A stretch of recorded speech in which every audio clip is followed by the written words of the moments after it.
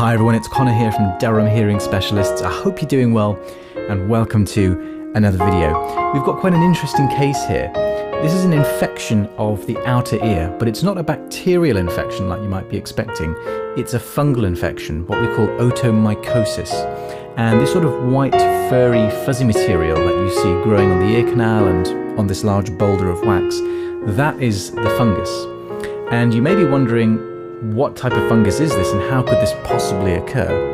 And in terms of identification of species, it's quite difficult to do that with certainty without actually taking a piece of it and sending it off to a lab for investigation. And the reason is that the mycelium of various funguses look very similar.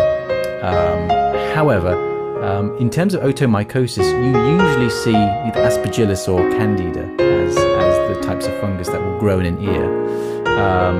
And you can get Aspergillus niger, Aspergillus flavus or fumigatus, and then Candida albicans is obviously a yeast that can grow in various parts of the body, including the ear. And you'll see just as I drag out this large chunk of wax, you'll see on the underbelly of it just how much this fungus is proliferated. And in terms of why does this occur? So there you can see just it's completely covering the underside of this wax, and you'll actually see more of the growth in the ear canal. In terms of why it occurs, it's difficult to pin down an exact reason, but what we do know is that otomycosis is more common in hot, humid climates. It's also more common in people who have compromised immune systems, diabetes, if they've used lots of antibiotic drops, which will disrupt or knock out of kilter the natural flora of bacteria that live in the ear canal, and therefore that gives the fungus an opportunity to proliferate.